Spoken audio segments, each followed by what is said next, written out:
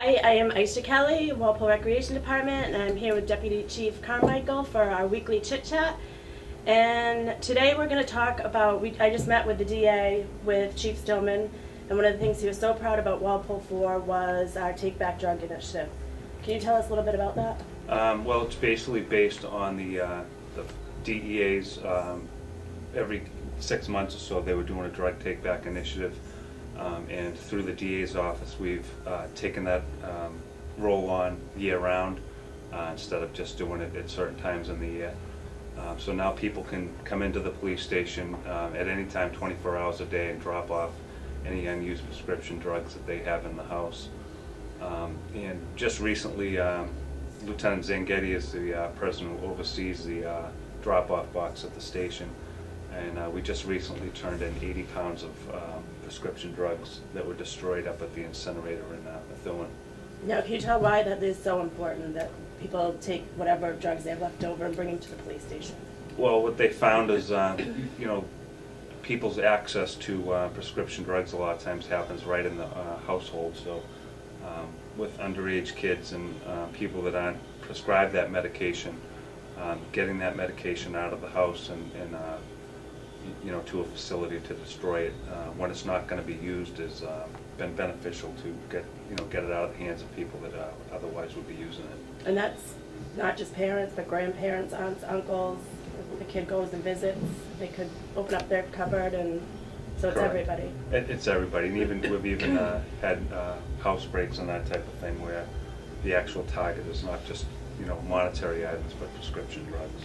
And they shouldn't flush it down the toilet because. Well, they say that when you do that, that it does come back into our drinking water and everything. So you don't want to be mixing that. I mean, you can see that we had 80 pounds of drugs that were turned in that we just destroyed. So you don't want that many pharmaceuticals in our water system. And so it's 24 hours a day?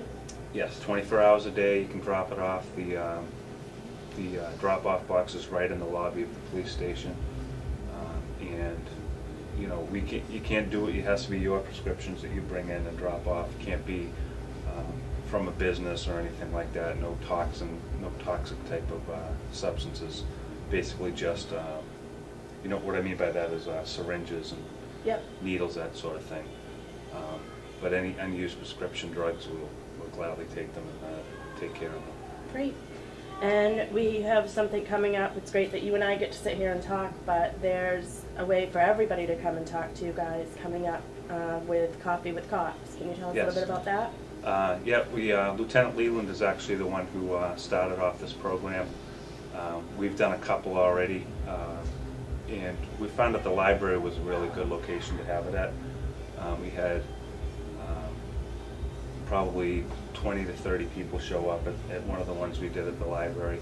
And for us, it's just a new way to help engage the community, make some partnerships with the community, have people come in a nice laid-back forum and let them tell us what types of problems they're seeing in their neighborhoods, or address any issues that may affect them personally, and is this something families can go to? Kids is it kid-friendly, or? Yes, it's open for anybody can come in, and we can discuss neighborhood issues, or we've got a whole wide array of things that were mentioned and talked about at the last meeting. And it's a lot of one-on-one interaction. Like police officers from our department will kind of spread out. People will come up and talk to them, and we engage them and try and find out how we can better do our job in the community. So. Well, you guys are doing a great job making community first. So if anyone has any questions, comments, it's October 13th at 10 o'clock at the library? Yes. All right, thank you very much for meeting again, and we will see you next week. Thank you.